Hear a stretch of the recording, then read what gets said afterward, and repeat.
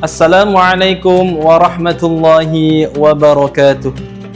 Innal hamdalillah nahmaduhu wa nasta'inuhu wa nastaghfiruh wa na'udzu billahi min syururi anfusina wa min sayyiati a'malina. May yahdihillahu fala mudilla lahu wa may yudlil fala hadiyalah. Asyhadu an la ilaha illallah wahdahu la syarika lah wa asyhadu anna Muhammadan 'abduhu wa rasuluh.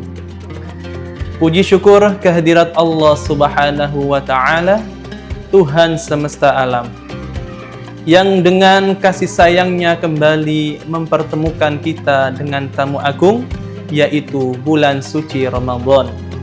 Salawat serta salam semoga senantiasa terlimpah kepada baginda Nabi Muhammad sallallahu alaihi wasallam beserta keluarga, sahabat, dan kita selaku umatnya hingga akhir zaman.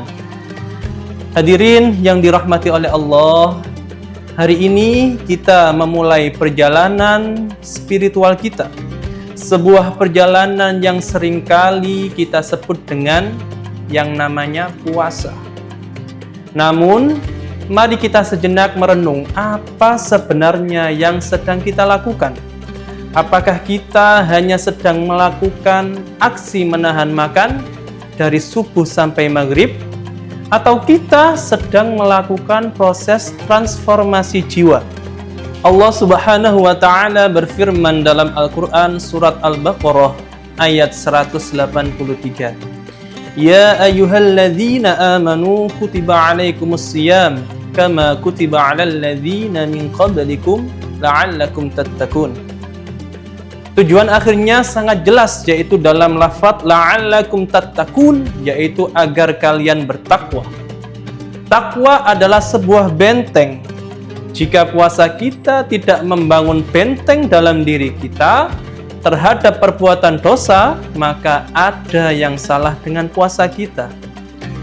Ada sebuah peringatan keras dari Nabi Muhammad SAW yang harus kita camkan baik-baik di awal Ramadan ini.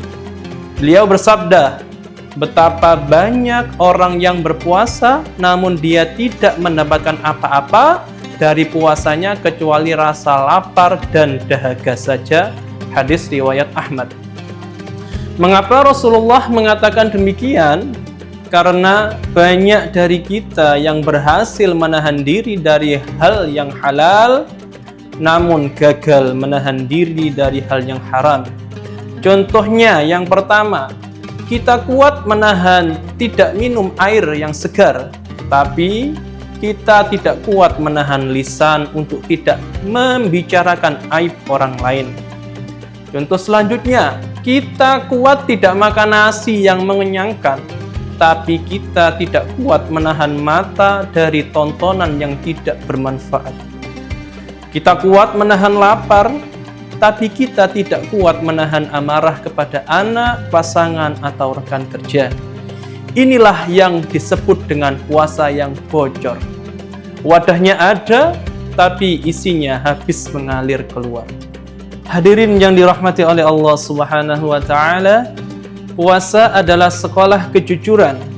Tidak ada yang tahu jika kita minum sendirian kecuali Allah Subhanahu wa Ta'ala.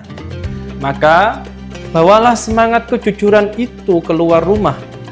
Jika kita jujur kepada Allah dengan tidak makan meski lapar, maka seharusnya kita juga jujur dalam bekerja, jujur dalam berjanji, dan jujur dalam bertindak. Imam Al-Ghazali membagi puasa menjadi 3 tingkatan. Yang pertama yaitu puasa awam. Apa itu puasa awam? Yaitu kita puasa sekedar menahan lapar, haus, dan syahwat. Ini namanya puasa awam. Tingkatan yang kedua yaitu puasa khusus. Kita menahan seluruh anggota tubuh kita dari mata, telinga, lisan, tangan, dan kaki kita dari perbuatan dosa. Tingkatan yang terakhir yaitu tingkatan puasa khususul khusus, yaitu puasanya hati dari memikirkan hal-hal duniawi dan hanya fokus kepada Allah. Target kita minimal adalah naik ke tingkat kedua, yaitu puasa khusus. Mari kita puasakan mata kita dari yang haram, telinga kita dari fitnah, dan lisan kita dari kata-kata kasar. Jadikan lapar kita sebagai pengingat akan penderitaan saudara-saudara kita yang kekurangan, sehingga tumbuh rasa syukur yang mendalam. Hadirin yang dirahmati oleh Allah Subhanahu wa Ta'ala, sebagai penutup, marilah kita berdoa agar Ramadan kali ini bukan sekedar rutinitas lapar dan haus, melainkan momentum pembersihan jiwa. Mari kita mengangkat tangan kita. Rabbana taqabbal minna siyamana wa qiyamana wa ruku'ana wa sujudana. Ya Allah, ya Tuhan kami, terimalah puasa kami, salat kami, rukuk kami, dan sujud kami. Jangan biarkan kami termasuk orang-orang yang merugi di bulan suci ini. Rabbana atina fid dunya hasanah wa fil akhirati hasanah wa qina adzabannar. Subhana rabbika rabbil izzati amma yasifun wa salamun alal mursalin walhamdulillahi rabbil alamin. Sekian dari saya. Wassalamualaikum warahmatullahi wabarakatuh.